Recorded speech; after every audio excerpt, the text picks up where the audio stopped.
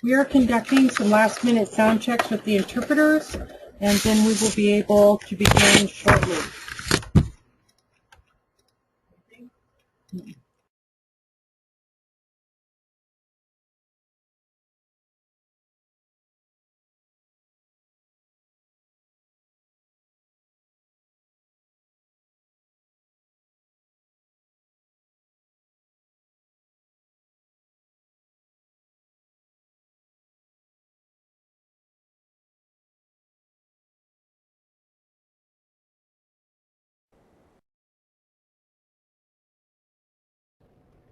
Testing.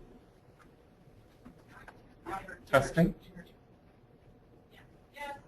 We're good?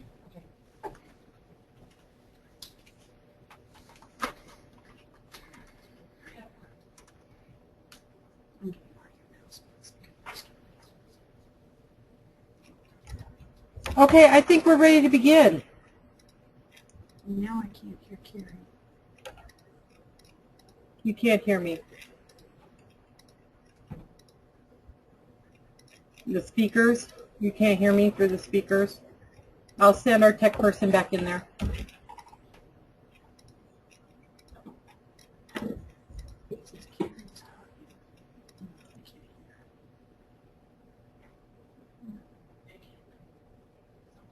Hear nothing.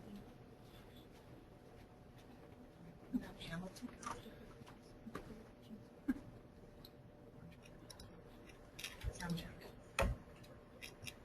Let's check your speakers. Click on the speaker icon. Press that button.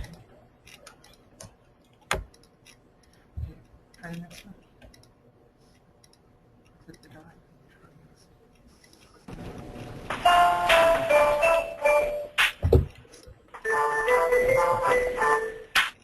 I like the music.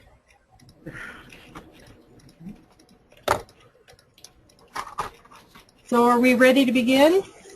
Okay. I'd like to welcome you all tonight to our webinar, Skills, Knowledge, and Attributes of Interpreters Working in the VR Settings, and our presenter will be Glenn Anderson. I'd like to begin with a few housekeeping items. Captioning and interpreters are provided. Windows for the speaker and interpreters can be closed or sized to create your own personal viewing environment. If you would like to enlarge the video window, click on the side of the window and drag it out to make it bigger. If you are going to utilize the interpreters, you may need to enlarge the window for the interpreter, which may interfere with your ability to see the PowerPoint. Therefore, if you have not already printed the PowerPoint, you can access it after the webinar or through the attendees materials link. And I also sent it as an attachment in an email earlier today. The captioning will appear at the bottom of the screen. If you have technical issues, please refer to the help websites or the phone number that was sent by email, or use the chat function and the Marie staff member will assist you. The Marie staff member says tech support. Also, I'd like to address CEUs. There is a survey link in the materials for attendees there in your sidebar. After the webinar, please give us your opinions on how you felt the webinar went. And then after you submit your answers in the closing page, you will see a link that will collect your CEU information. I will compare login information provided by the software to the CEU requests. You need to be here for pretty much the entire webinar, just like you would have to be at a workshop. Questions for the presenter will be provided in the chat function. You will not be able to bring up video, but you will be able to use the chat function. Please write down your questions and hold on to them and wait for Glenn to ask for questions. Then type them into the chat box, and then I will read them for Glenn. And I think that's enough of my talking. You all came here to see Glenn. So I'd like to hand it over to Glenn. Thank you so much, Glenn, for being here tonight.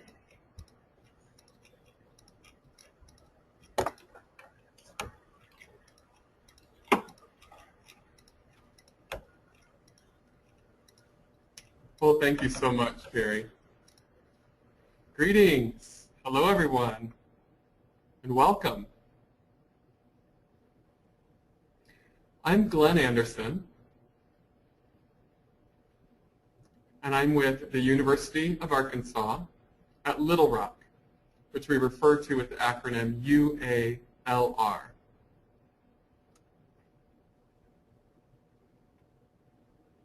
This is the 5th in a series of 10 webinars sponsored by the NCIEC,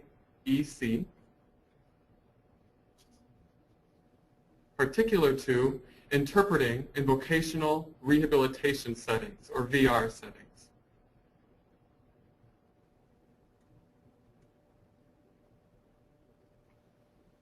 If you do have questions, please do type your questions into the chat box. And at the conclusion of the presentation, Carrie will be facilitating the selection of questions to be responded to. And I will do my best to answer those questions, time permitting. Next slide, please.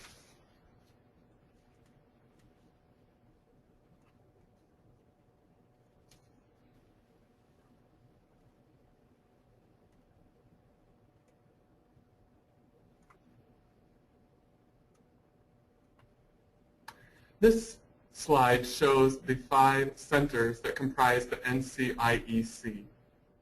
There's one national center, as well as regional centers that correspond to a number of states within each region.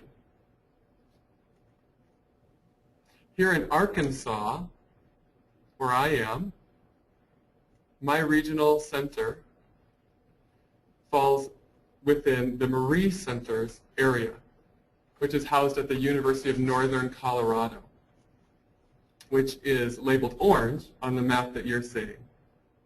And that's the region within which the University of Arkansas resides.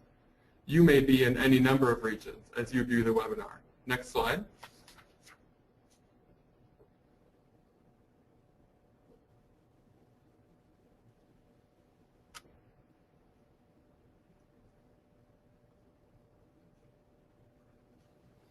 The mission of the consortium, NCIEC, is to enhance both the quantity and quality of interpreting and interpreters throughout the nation.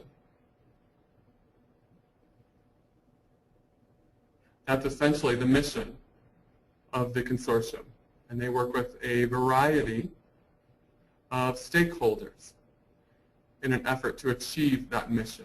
Those stakeholders may include VR personnel, state commissions for the deaf, interpreting educators, researchers, academic individuals who have a vested interest in enhancing the quality of interpreting services throughout the nation. Next slide, please.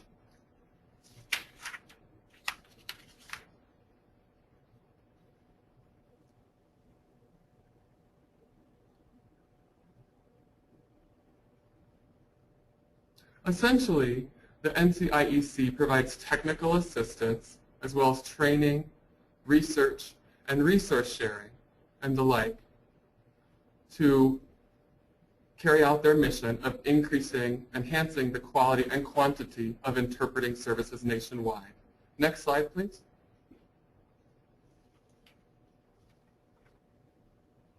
Here you see listed 2 outcomes that I would expect you to have achieved at the completion of this webinar.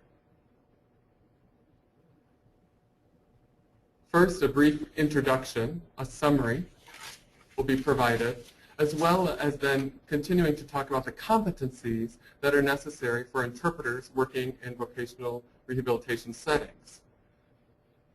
The second outcome will be to provide information about the resources that are available that I would encourage all the participants to make use of prior to working in vocational rehabilitation settings. All right. Next slide, please. As you can see,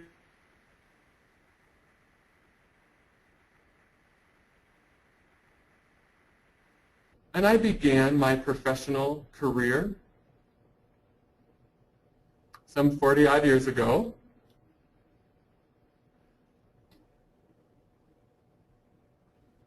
And I started my career as a voc rehab counselor in Detroit, Michigan.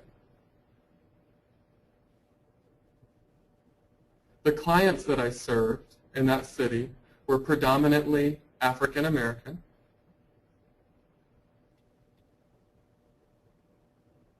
A certain portion of them had moved to Detroit from the South,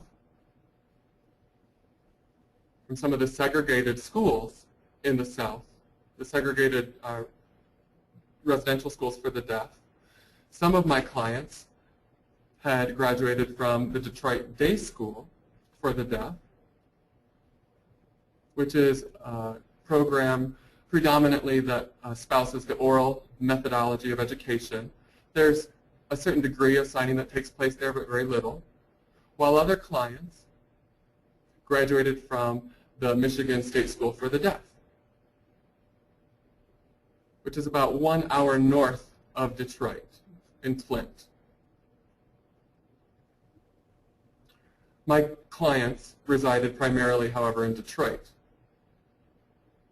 And at that time, as a voc rehab counselor, I did have a list of interpreters that were available to us.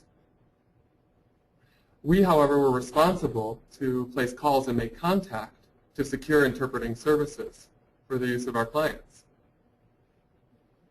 And the challenges to that were numerous, based on interpreter availability or lack thereof. Another challenge being whether or not the interpreters had the competency to meet the needs of our clients, which was always a question that we kept in mind. A third challenge in securing interpreting services was that at that time, interpreting education programs were in their infancy. They were very new in the profession. And so we didn't have information through which to gauge interpreters' qualifications and their skill levels to meet the needs of our clientele.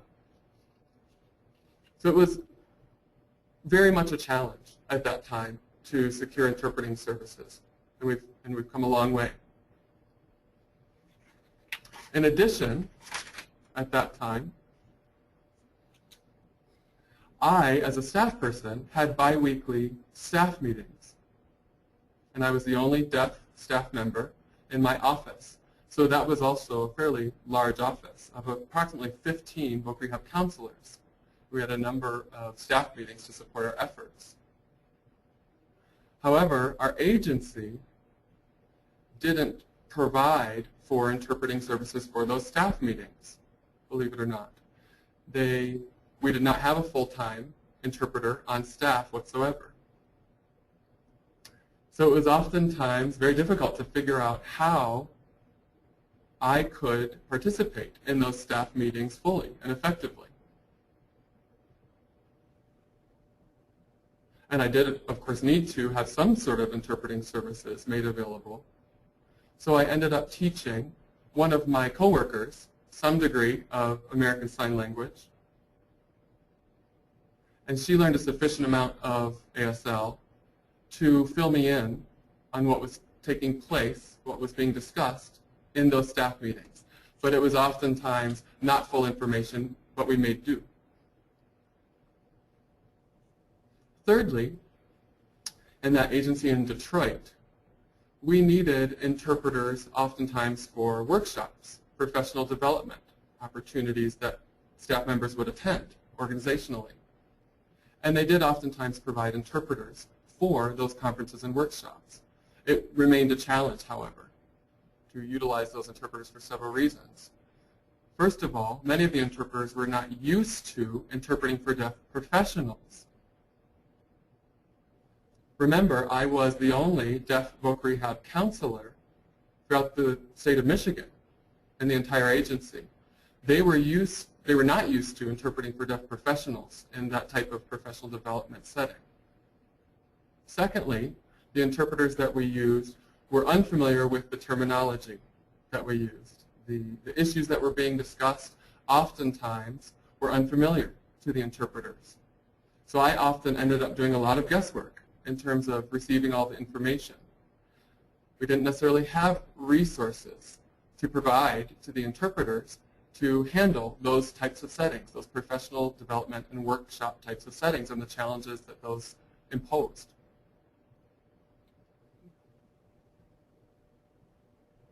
So that's a bit of my background. And from Detroit, I then moved on to New York, where I pursued my PhD studies.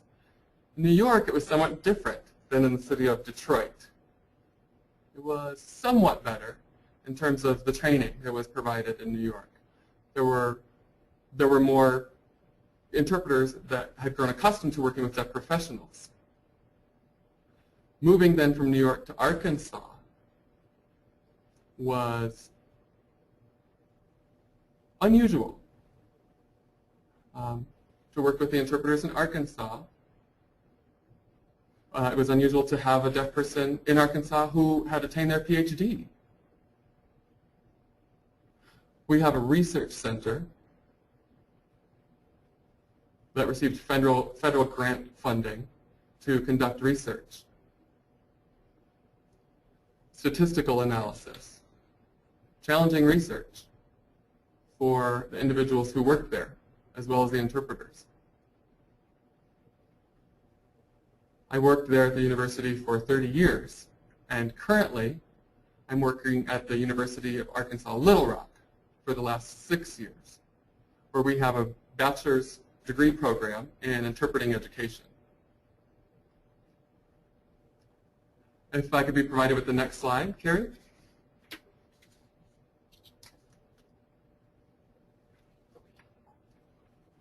Great.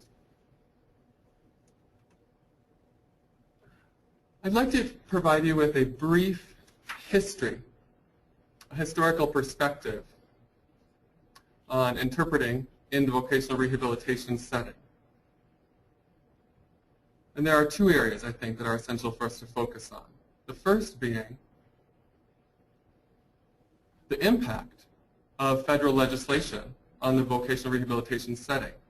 The second consideration being the effects of the model state plan for vocational rehabilitation working with deaf and hard of hearing individuals, or the MSP as it's referred to.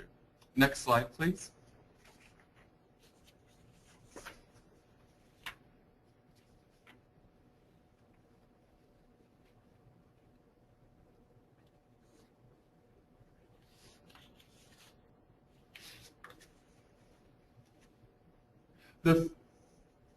The Rehabilitation Act of 1965, that federal legislation, was the first time that a federal law was enacted to allow vocational rehabilitation counselors to provide for interpreting services that were compensated. There was funding that was made explicit in that legislation. And we can't assume, however, that VR started providing interpreting services in 1965, however. Once the legislation passed in 1965, we can make a reasonable estimation that prior to 1965, voc rehab was hiring and procuring interpreters prior to that federal legislation.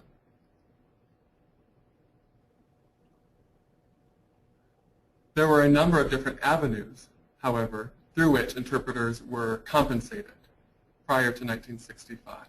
Once that legislation was in place, it made it clearer and easier to compensate interpreting services through the funding that was made available due to that legislation. Then, that was followed by the Rehab Act of 1973. And particularly, Section 504 of the Rehab Act of 1973 was influential. In that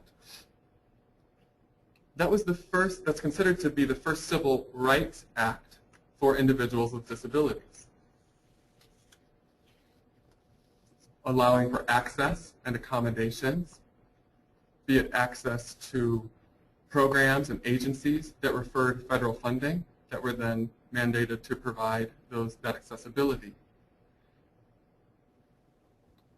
So both Section 504 and the Rehab Act of 1973 perhaps played the largest role in enhancing or expanding the use of interpreting services in these settings, whether they be in hospitals or in the courtroom, in universities, as well as a number of other agencies, government entities, and the like.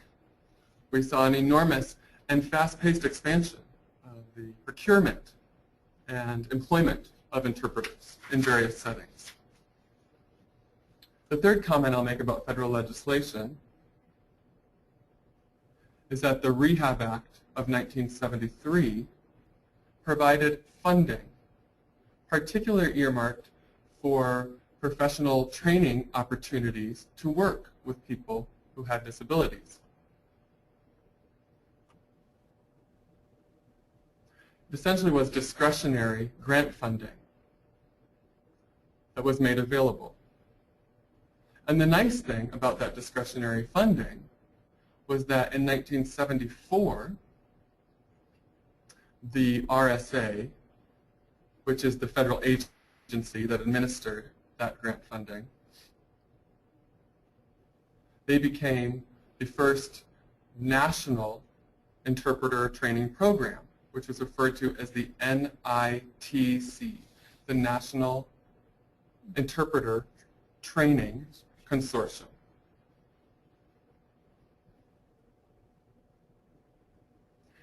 And since 1974, up until the current time period, RSA has continued to provide grant funding to sponsor the training of interpreters throughout the country. Next slide, please.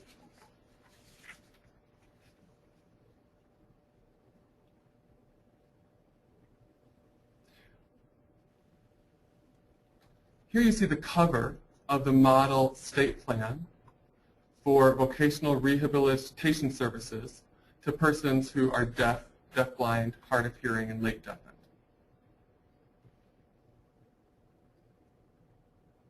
There have been 5 different editions published since 1973 of this MSP. The most recent edition was published as recently as 2008. Of those 5 editions that have been published, each MSP has been enhanced as different federal legislation has been put in place to improve the services that are provided and are updated to make those services enhanced. The purpose of the MSP is to provide guidelines to state VR agencies in terms of different avenues to provide appropriate programming and appropriate services to benefit individuals who are deaf and hard of hearing, deaf blind, and the like.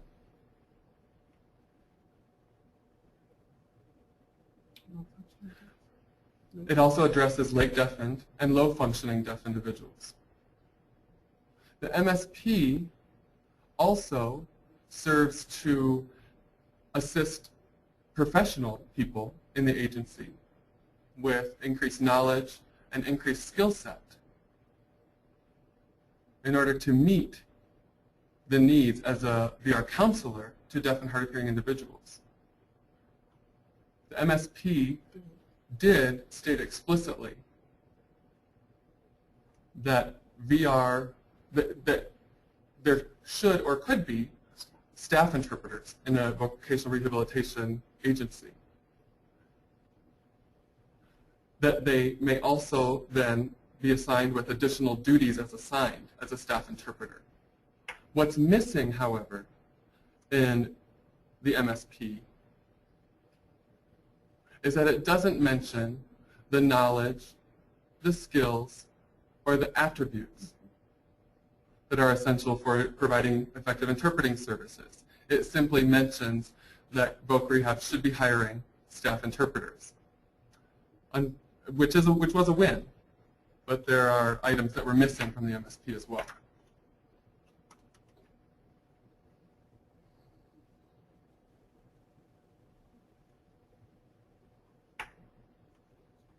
In light of that history, Voc Rehab does have a long history of working with interpreting providers, both prior to 1965 and the passage of that legislation and continuing on through to the present day. RSA provides the funding to train interpreters and has done so since 1974. RSA also has a long history of providing funding support to the training of interpreters. Thirdly, the MSPs that have been published since 1973 provide a number of different recommendations in terms of providing appropriate and effective services for deaf, hard of hearing, late deafened, low functioning deaf, and those groups. Doesn't necessarily provide specific knowledge, skills, and attributes, however, for interpreters amongst those teams. I am, however, happy that the NCIEC is taking a leadership role in assisting us to establish the professional qualifications that are needed for interpreters working in Voc Rehab settings. The next slide, please. Let's go to the next slide.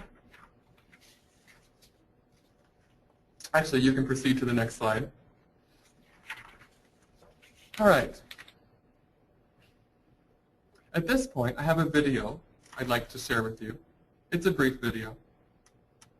And the individual that you'll be seeing is Cheryl Sugg.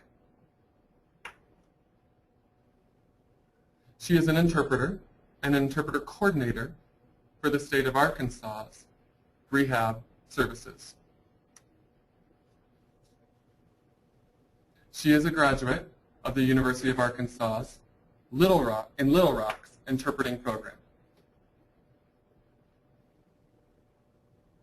And she graduated prior to us setting up the formal interpreting program. She actually graduated with, interpreter error. Prior to us having a BA program in place, she graduated in what was an associate's program. And she's responding to 3 questions that were introduced to her. The first being, describe your role in the VR setting and the results that you've seen. I asked her also to talk about being promoted from her role as a staff interpreter and to working as an interpreter coordinator, what that promotion entailed.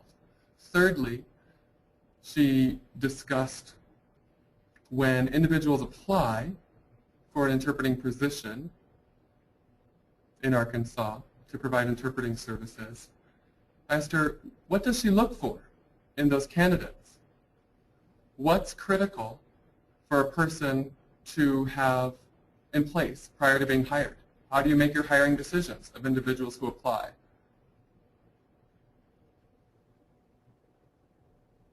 I believe that she's been in her position for 18 years, working with the state of Arkansas, providing rehab service interpreting. So why don't we proceed to view the movie?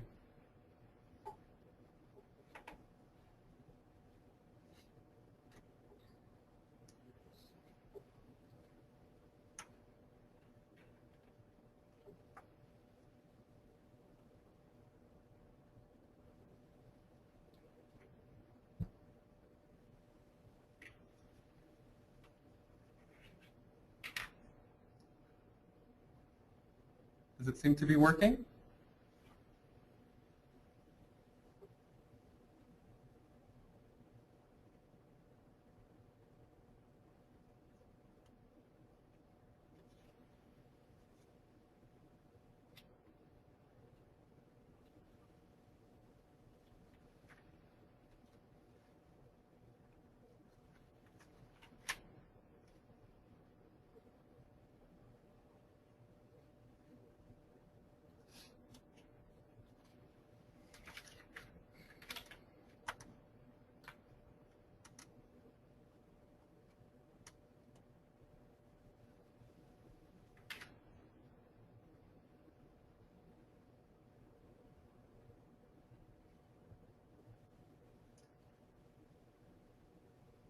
Are we able to see the video as of yet?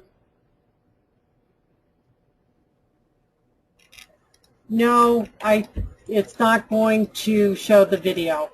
I can see it, but the audience cannot.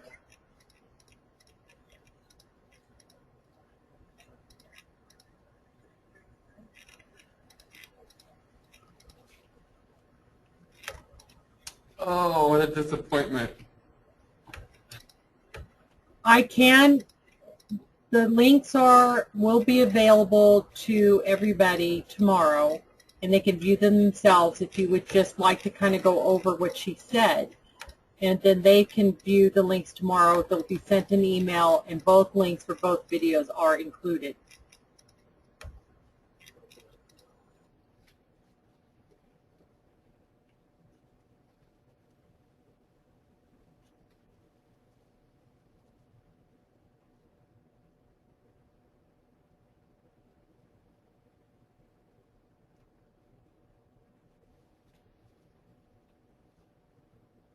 So Glenn, would you like to tell us what's in the videos, and then the audience can view them tomorrow? Certainly. We can display the PowerPoint again then?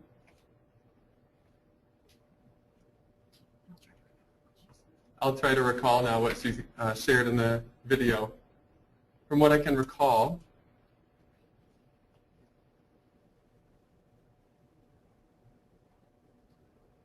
she talked about moving from the role of a staff interpreter into the interpreter coordinator position.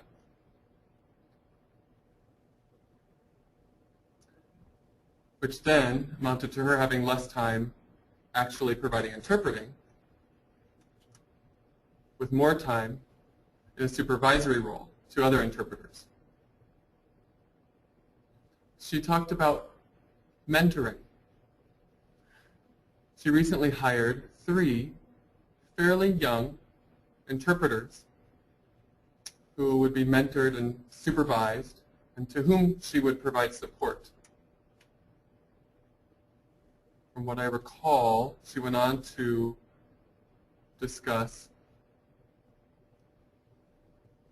that when she's seeking applicants for interpreting positions to fill at Voc Rehab,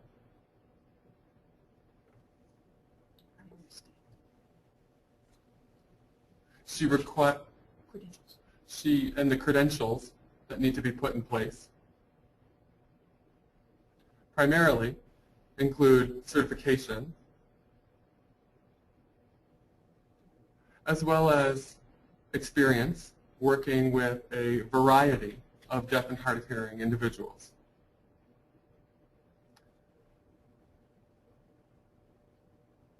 And these are her words. She also looks for a passion in these candidates, individuals who are eager to work in the Voc Rehab setting.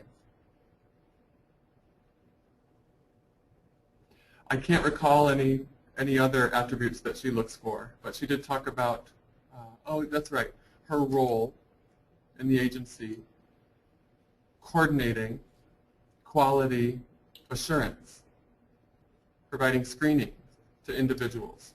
That's a large portion of her vocational responsibility. It also involves a great deal of paperwork as well as administration, be it budgeting, establishing contracts for interpreting services, other than the interpreters that they have on staff. And then from time to time, she does end up interpreting for the deaf staff members who work in her office in the agencies. So that's what I can recall her stating. I regret that we're not able to view the video clip, which is all right. We'll just move along here. Next slide, please.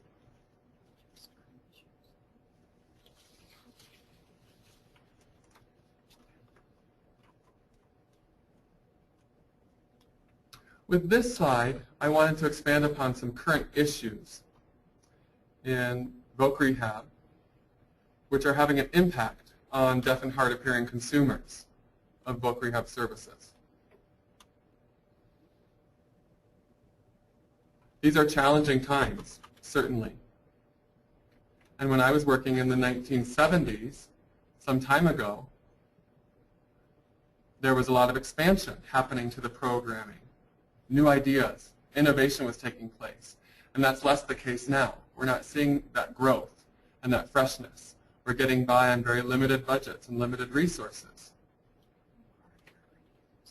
And people are often rushing to get through the system or rush through the system.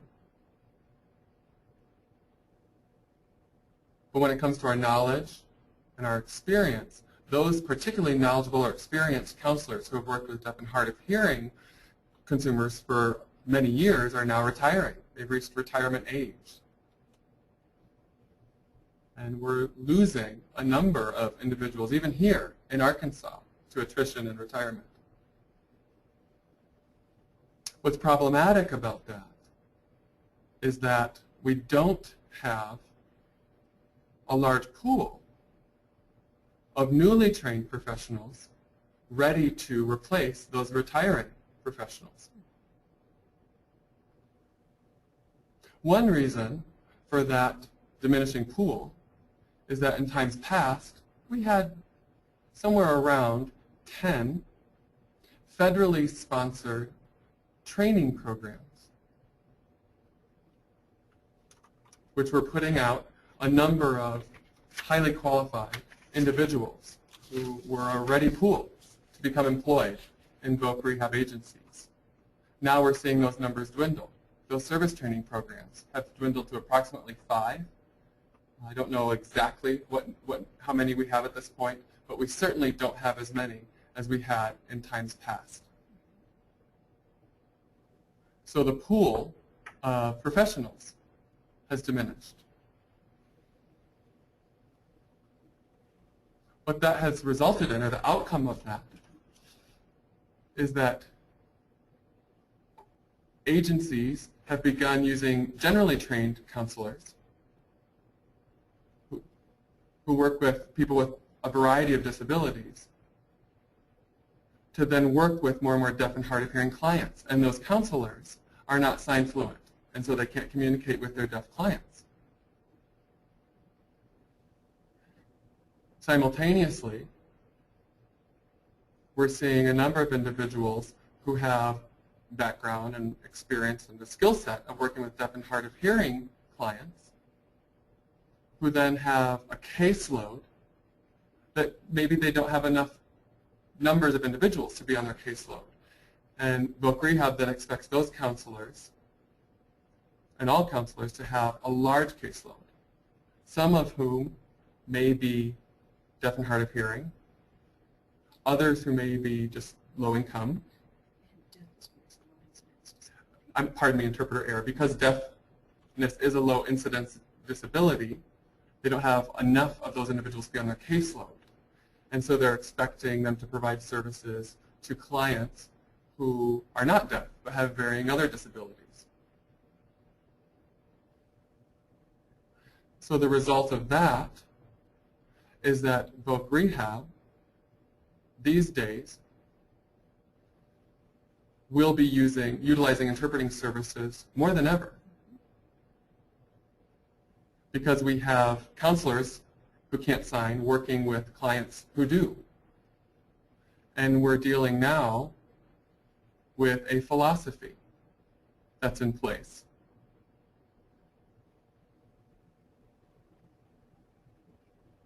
That any client in the voc rehab agency should be able to work with any counselor, or vice versa. We have fewer specialists working with a particular group of individuals, deaf and hard of hearing individuals. And so that's become the philosophy. And I think that then there is the potential to see that result in an increasing demand for interpreting services in voc rehab settings. Next slide, please.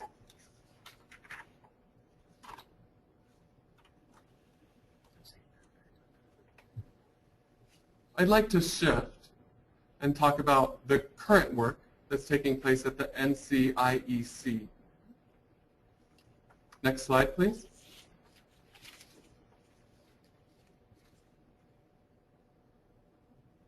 Actually, let me back up just a bit, if I could. There we go.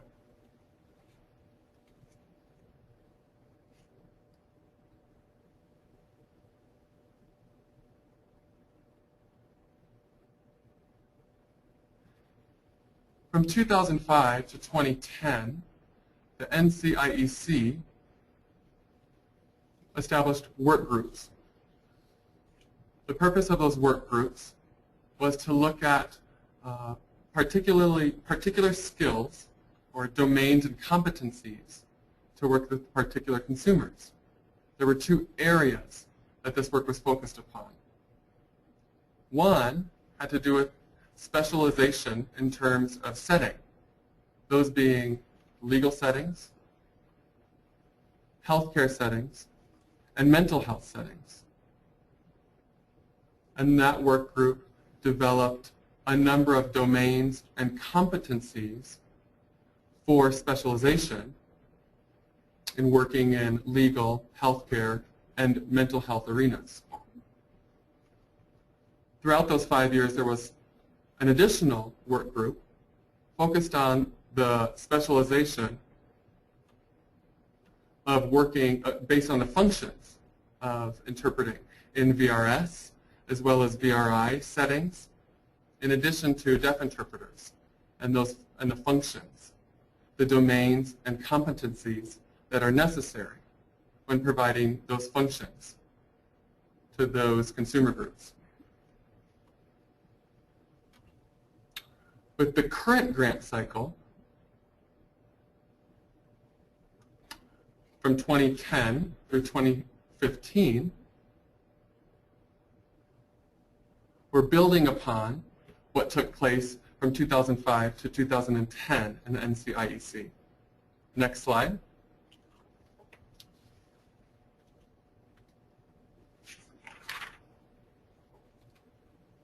One more, actually.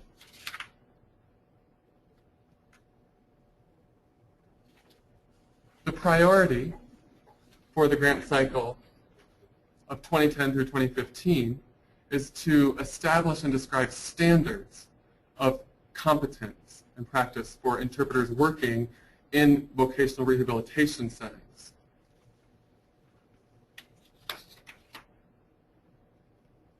And the approach that NCIEC is taking to this is unique. Next slide, please.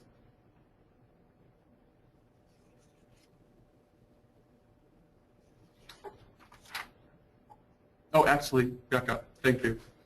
Great. Well, you're moving through those slides so quickly. Initially, identifying specialist competence for interpreting when working in vocational rehabilitation settings has taken a number of different steps. First of all,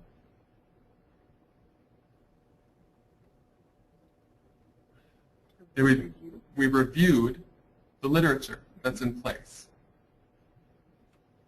looking at and analyzing the competencies that are described in professional publications when it comes to interpreting in the voc rehab setting,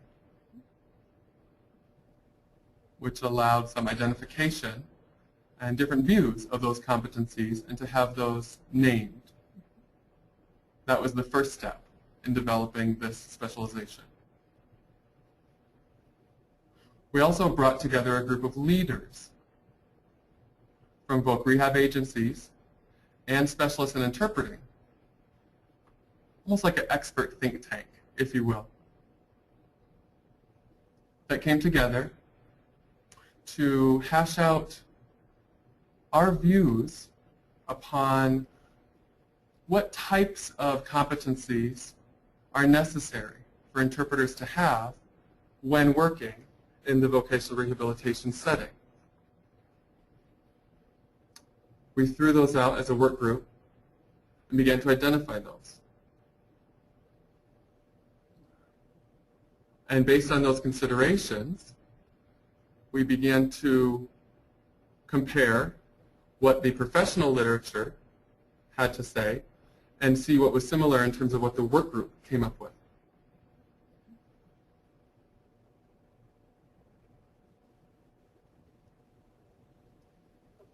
We also took part in several focus groups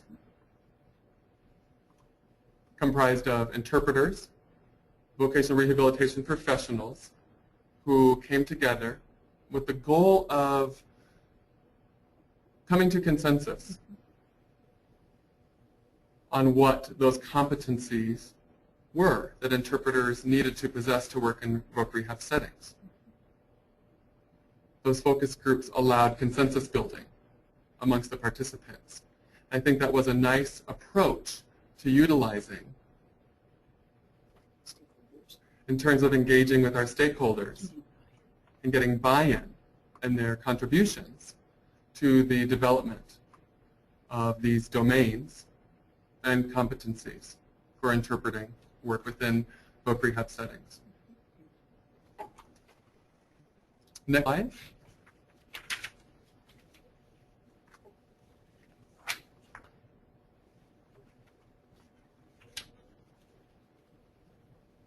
Here on this slide you see photographs. We really enjoyed the work that we did there, as you can see. These groups included interpreters and professionals from voc rehab. And we got together and hashed out these, and it was a lot of work, domains and competencies. And it was great to be together in person to begin to identify what type of competencies are necessary for interpreters to have when working in voc rehab settings. Could I have the next slide?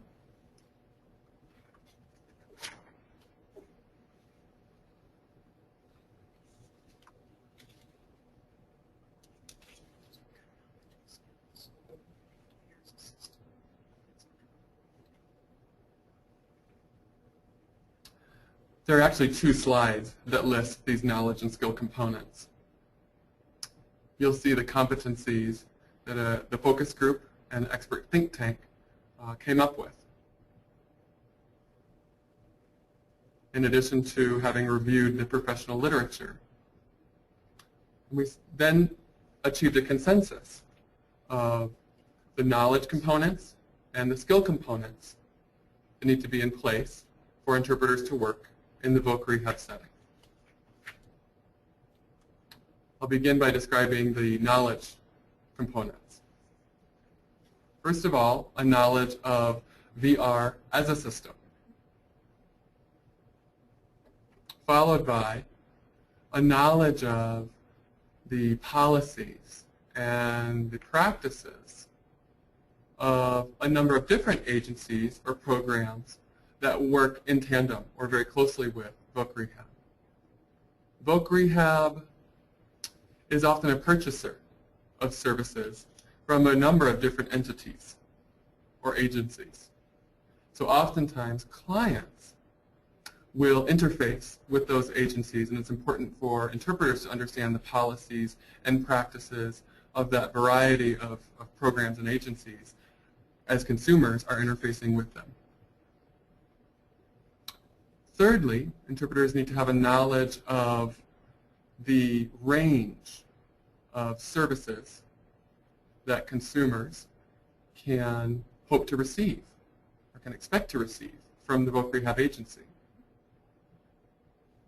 Could be anything from an intake appointment in which basic information is gathered, plan is developed, and the like. Could be training prior to job placement, with the final outcome being placement and employment. So the range of voc rehab services is important for interpreters to be aware of. They could be working in any number of those settings.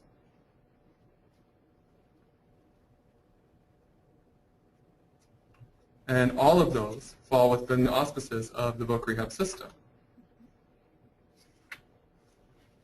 Interpreters also need a knowledge of the special terminology, the specialized terminology that's germane to voc rehab. And the acronyms that are utilized in the voc rehab system, as well as other programs and agencies that voc rehab works closely with.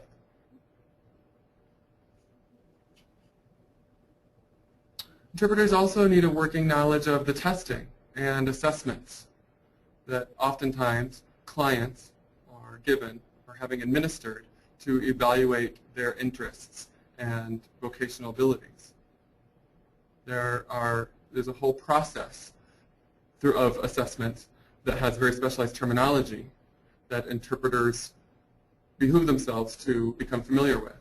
Finally, interpreters need a knowledge of the world of work, of employment, what a job search entails, what interviewing looks like, advanced employment practices, and the like. What does job development and the pursuit of employment look like? It's an important role that interpreters have in assisting clients pursue and achieve employment. The second category that we'll go through are the skills that we reach consensus upon. Interpreters need the skill of working with a wide range of consumers who utilize voc rehab services. They may be deaf, hard of hearing, deaf-blind, a low-functioning deaf individual, perhaps a person who's moved from another country to the United States. We see a wide range or variety of consumers who take part in voc rehab services, and it ends up with voc rehab counselors wearing a number of different hats when servicing those clients. Secondly, interpreters need the ability to assess and interpret their skill level to match or suit the needs of the deaf people that they're working with and interpreting for.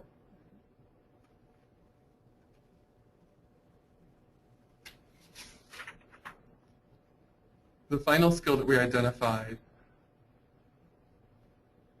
was that interpreters need interpersonal skills to work with deaf professionals as well as hearing professionals in the field of voc rehab when it comes to interpreting at meetings or trainings, even just professional interactions within which competencies come into play for working within that group of professionals.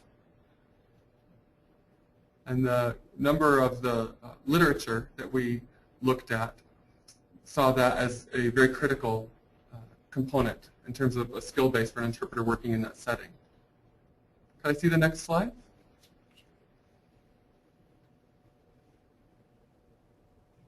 Oh, obviously, we may not be able to show this video clip as well, I'm assuming. Is that correct? Would you like to try it?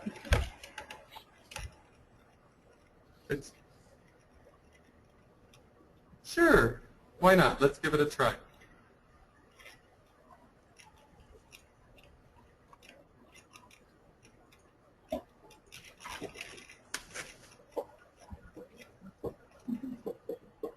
Can you guys see it? Can you guys see it? No? Okay. No, it's not going to work. It's not going to work.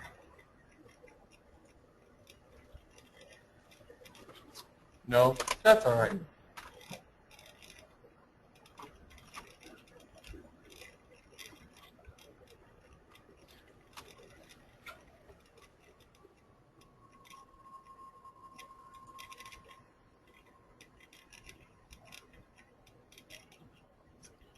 Zania Mustine, the person featured in the video clip, as you see on the slide, had worked for, I want to say, 33 years in the voc rehab setting.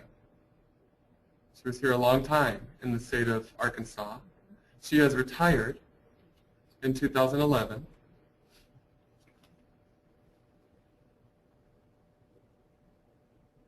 She began her career working in Hot Springs Rehabilitation Center, where there were about 50 deaf clients being provided services for. Some low-functioning individuals who were an enormous challenge in terms of meeting their needs. She's worked with a variety of individuals in different training areas, skill-based training, job placement, and the like. She is not a graduate from an academic interpreting education program because there weren't any at that time.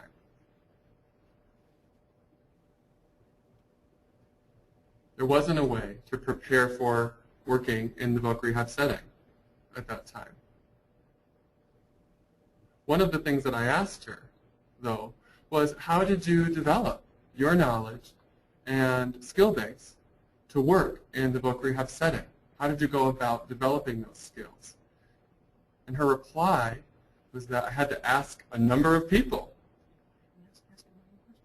And I just asked a million questions to find the answers that I could. I also asked her, what's critical for individuals working in the voc rehab setting to know and to have in terms of skills? She replied that it's important to have access to information, particularly terminology, specialized terminology. The more aware you are of terminology within the VR system, the more effective an interpreter will be when working in that setting. That's all I can recall her having stated in the video clip. If I could have the next slide.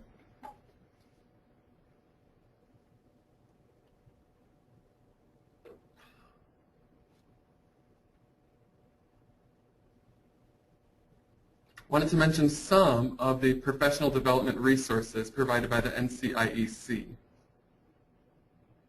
having to do with the information sharing in the second grant cycle, the resources that are being made available and developed for you to take advantage of. Next slide.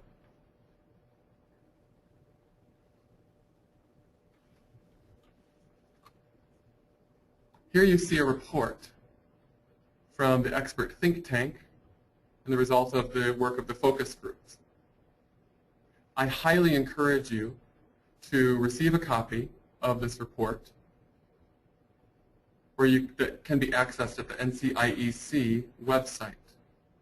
Alternatively, you can look on the Marie Center website to access this report. Next slide.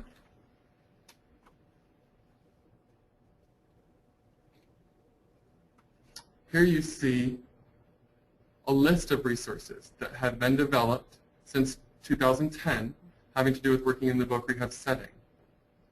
I particularly appreciate the glossary, which you see listed in green as one of the last items on the list. The Vocational Rehabilitation Glossary, I think, is a fantastic resource. It lists a number of different terms and terminology, and a person utilizing that glossary can click on the NCIEC's website to bring up the glossary. It shows a video of those glossary items signed, how a particular term can be signed effectively, which is a really nice tool to take advantage of. Thanks particularly to NCIEC for developing this, what I would consider a fantastic tool. And all of those resources can be accessed on the Marie Center or the NCIEC websites. Can I have the next slide?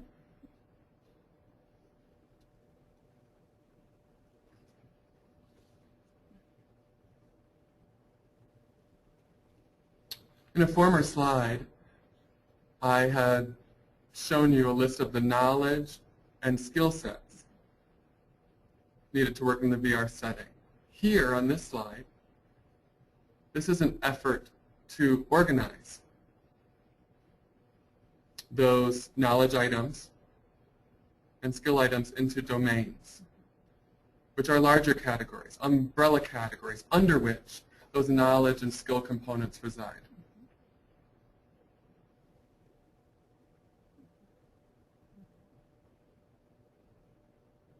There are a total of 6 domains that you see listed. Actually, if I can go to the previous slide. Can you back up one slide, please? Great. And actually one prior. Can you go one slide prior? Oh, no, actually, we're where we need to be. This is right. The first domain being VR systems knowledge. This will allow us to develop professional materials and curriculum based upon that particular domain in order to suit the number of skills and knowledge sets that fall within that domain. The second domain being general knowledge of voc rehab. Again, the policies and strategies that we can develop to develop curriculum and professional development activities and materials to develop that domain. Next slide.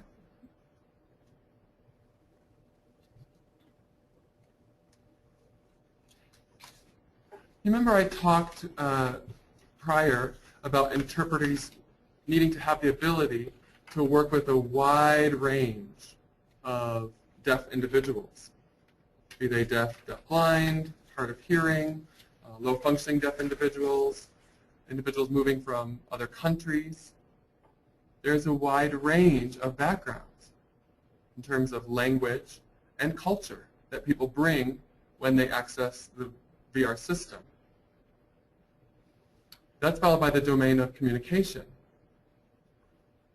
Interpreters need to be able to demonstrate the ability to work with consumers and professionals that they encounter in the voc rehab system. Next slide.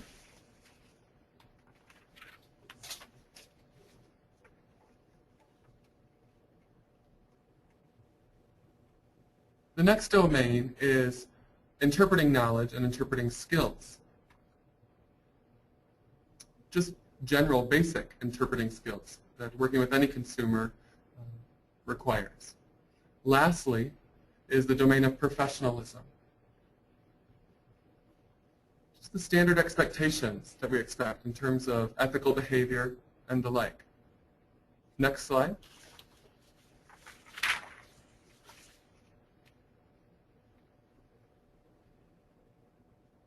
Here are a few takeaway messages that I wanted to wrap up with. There are 3 that you'll see here. The first one being that voc rehab has a long history of involvement with the development of interpreting services, both the hiring and the provision and use of interpreting services for its clients, as well as its professional staff members. The second, in addition, voc rehab has provided funding for some time, since 1974, to provide training for interpreters working in the setting. Both hiring and using interpreters prior to 1965 is of importance to note. It's also important for you to take away that interpreters are vital members of the vocational rehabilitation team. Essentially, without interpreters on that team, it might have an impact on the client's outcome. Interpreters contribute to the success of the client pursuing and achieving employment, or not oftentimes. And since 2005, NCIEC's work has been such that they have developed a number of different resources to assist interpreters in developing their skills and working in the voc rehab setting. Next slide.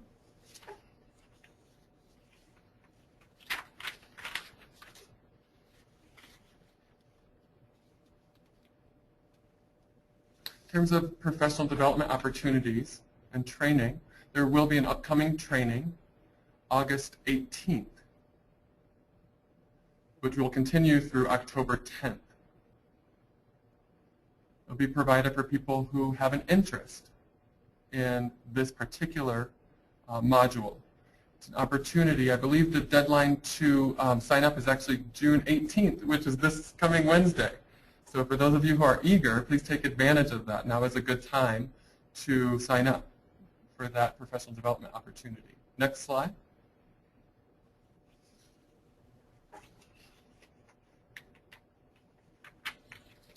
I guess at this point I'll open it up for questions and answers.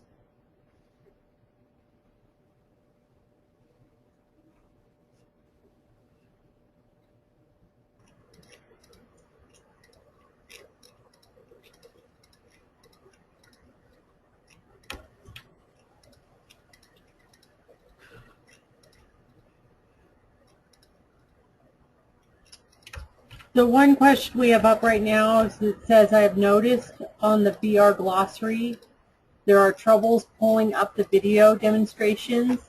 Is this an error on my part, or is there something currently not working with the NIEC site?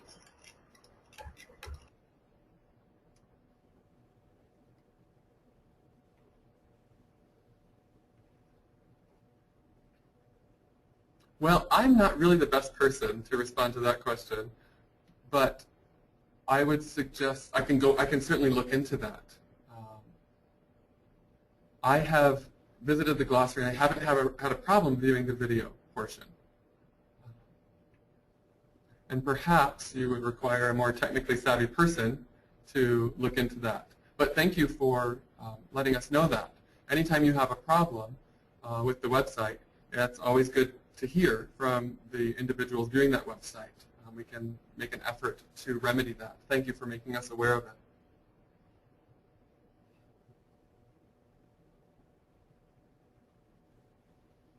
it.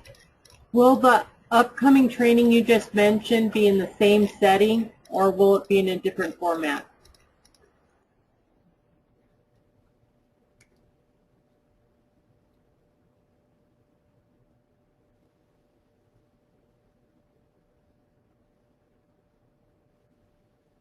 It will be an online course. So you'll register for it as an online course. And it will continue from August through to October. It will be provided in an online format.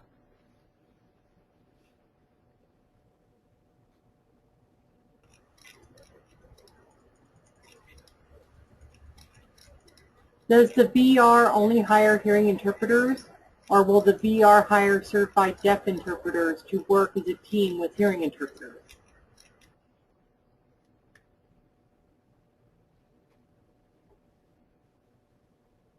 Can you repeat that question again? I think I missed the content of the question. Oh, okay. I see it here in print. Okay. I think it largely depends upon the agency within which you're working. I know some agencies will hire and utilize certified deaf interpreters. It really depends on the location and the agency. It varies. Here in Arkansas, I can say yes, we do hire certified deaf interpreters if there's a need for that service to be provided. I can't speak for all of the agencies state to state. There's no specific policy that refers to the provision of certified deaf interpreters, just a general interpreting service that the agency needs to provide. They need to be aware of what the consumer's needs are, however, and the agency is responsible to meet the needs of that client and to respond to those needs.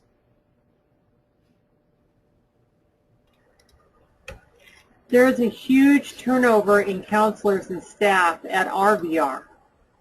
As you pointed out, it is a trend.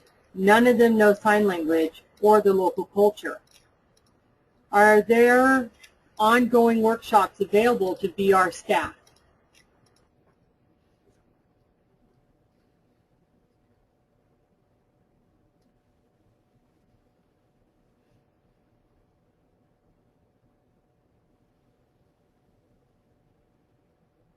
to your point, it's very nice when you can hire a person who already has the training and skill set and the knowledge to work with deaf and hard of hearing individuals.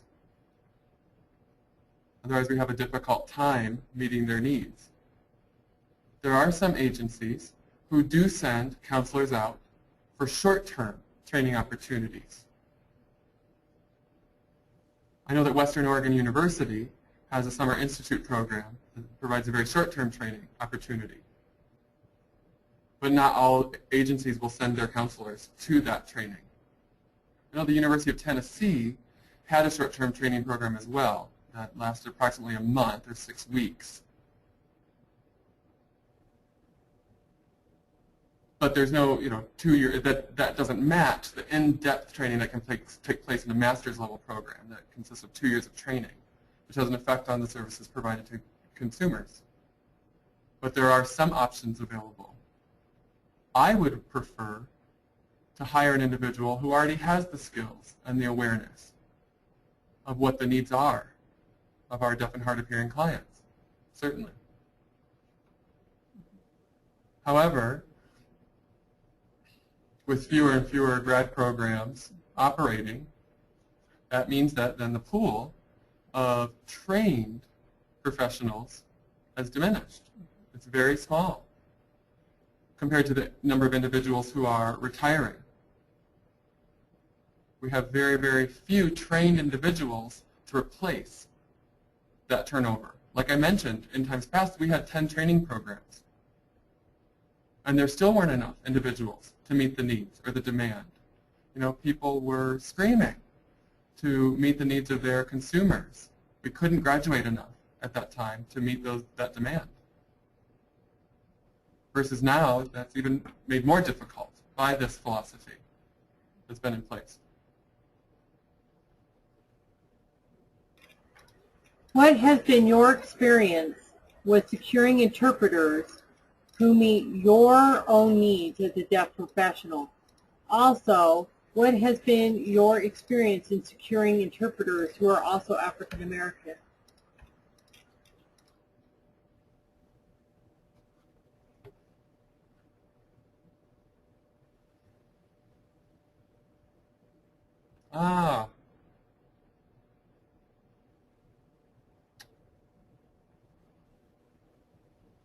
When I worked in voc rehab, recall that this was some 40-odd years ago when I started, there were no African American interpreters on my resource list whatsoever. And that was a problem for me. Most of my clients were African Americans as well. And I'm certain that oftentimes there were mismatches in terms of an interpreter that wasn't a good match with that consumer because they were Caucasian. At that time, there was no training in multiculturalism and diversity to speak of.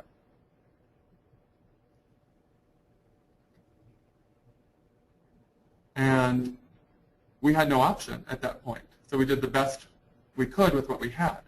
These days, we still do have a fairly small pool of African American interpreters, even yet in the United States. Here in Arkansas, we have one black interpreter with national certification. Just one. Of course, I wish that we had more. We've had students graduate from the interpreter training program to then proceed to move out of state. Apparently, they seek positions out of state. But we have had very few black interpreters in Arkansas. Right now, only one with national certification. We have some younger students who will be graduating very soon, and I'm hopeful that they'll stay in Arkansas. But the pool is very small of African American interpreters. Still, though, it's better than it was 40 years ago, when there were none. In some larger cities, of course, like Washington, D.C., where Gallaudet University is, There are a larger number of African American interpreters there. That's because the jobs are there, though. You know, they can work regular hours and earn a living. Some are in full-time staff positions. But that may not be true for other individuals in rural areas where they work on a contract basis. And if they work on a contract basis, that results in income fluctuation. And nobody likes the idea of relying upon an unreliable income. So I think it varies based on location.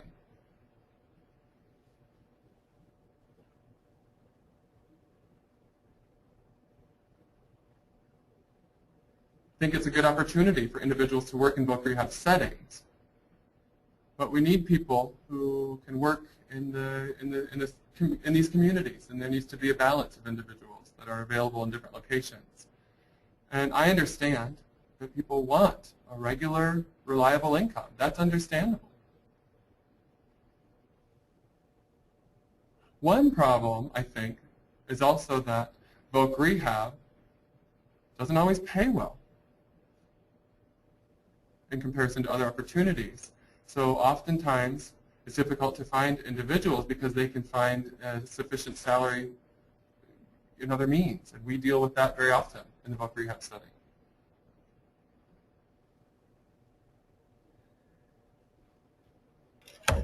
Sometimes VR will refer a client for psychological evaluation.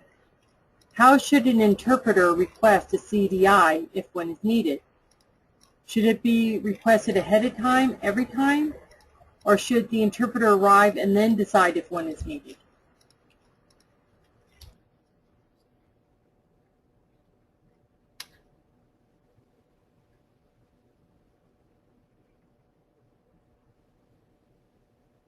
I think that makes a lot of sense. You know, but as a counselor, counselors may not know their clients very well. They assume that a client has proficient communication. As a counselor, I need to request the CDI. I don't need to put that responsibility on the interpreter. I should make that referral. I should know the communication needs of my client. Now, if it happens that an interpreter goes to an assignment and makes an evaluation of the communication needs and decides that a CDI is warranted, certainly, I think they would make the request at that time. In an ideal world, however, the counselor should already be aware of that consumer's communication needs and the need for a CDI prior to the referral for a psychological assessment or any assessment.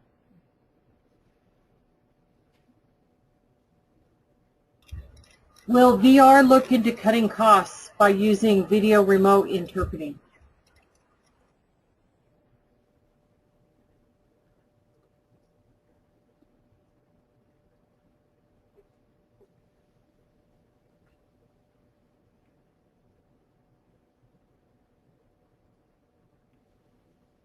Well, for some time, VR has not had an increase of federal funding. It's been fairly flat. It's a very flat, steady income from the federal government. And so that can certainly cause some states in the future to perhaps pursue that avenue. And VRI, whether that's an ideal solution or not, I'm not here to say, but when I interviewed Cheryl Suggs, that was one of the video clips I'd intended to show you. She mentioned some consumers here in the state of Arkansas who have their own webcams and making use of those so that she could stay in the office and do the work remotely, but it didn't always work well. So whether or not VRI will work to satisfy those needs is unknown. For me, as a deaf person, I would not certainly be satisfied with that. I'd prefer an on-site interpreter. So I think it's understandable that individuals technology certainly can be uncomfortable for certain individuals. I'm not here to say one way or the other. What I do know is that VRI, whether or not it would be cost effective or whether it would be a solution based on book rehab cutting costs, I don't know. In the future, would you expect VR entities would be encouraged, advised, or perhaps directed by legislation to move to hire more full-time staff interpreters that meet VR-specific competencies? Or do you feel VR entities will most likely be utilizing interpreter referral agencies more frequently? Can you comment on your perspective, please?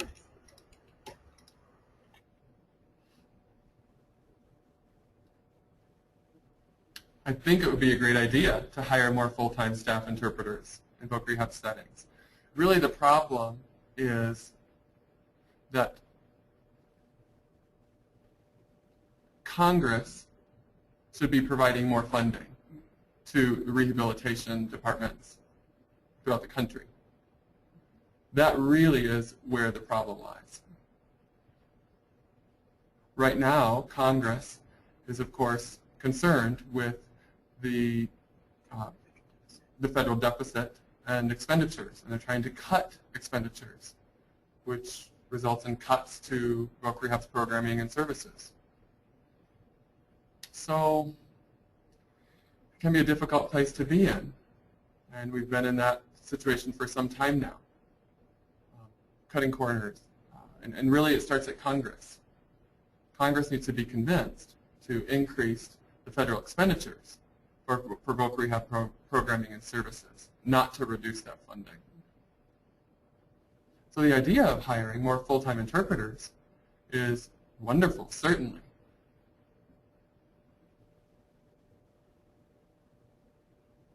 We have a number of counselors who are hearing and can't sign.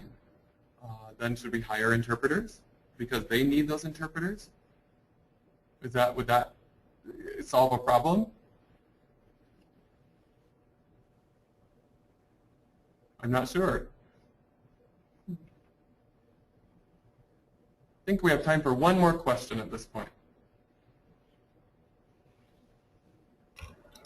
What do you think needs to happen to change the, quote, one-size VR counselor fits all, unquote, philosophy?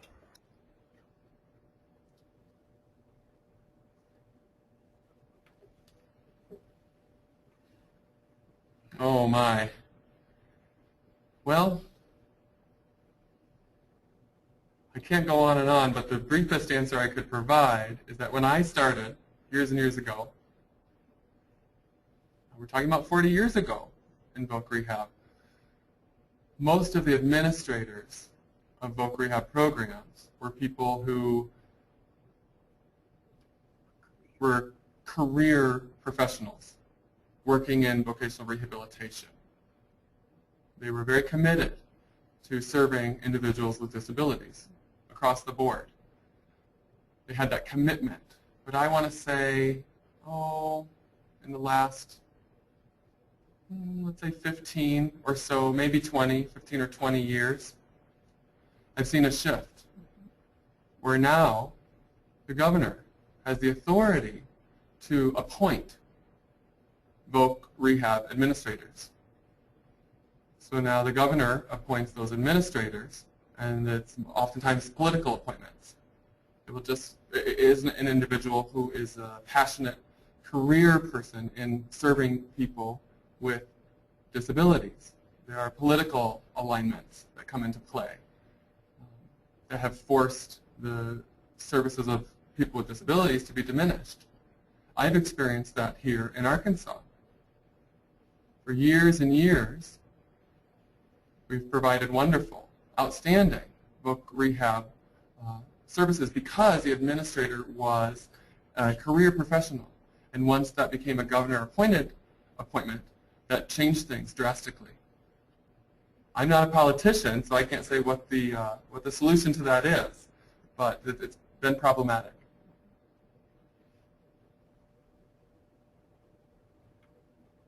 All right. I think at this point we may have run out of time.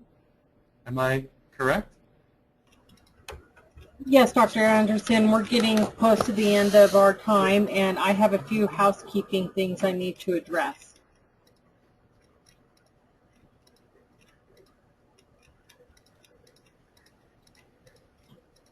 Certainly. Please. First of all, I'd really like to thank you, Dr. Anderson, for giving us your time and sharing your wealth of skills and knowledge with us. I'd also like to thank Kirk and Leslie, our interpreters, our captionist Terry, and of course NCIEC for making this all possible. For earning CEUs for individual viewers, a survey was available in the participants materials list. Also, there will be an email sent to you tomorrow, and the link will be there as well in case you do not find it tonight or do not get time to do it tonight. You only need to fill out the survey once. Once you answer all of the satisfaction questions on the content of the webinar and you submit your evaluation for that, then on the closing page you will see a link that you can click on that will then collect your CEU information. Registration forms will be matched up with the list of attendees, which means I will look at the time that you spent in the webinar compared to the CEU requests. It can take up to 8 weeks for CEUs to be posted to your transcripts for this event. If you watch this with a group of people, that's a wonderful thing. And in an email that was sent out today, there was a form for you to fill out for each attendee.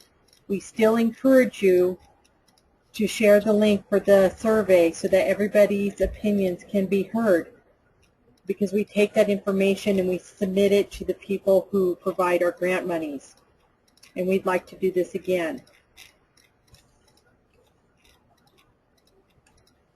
Just save the form and email it back to me.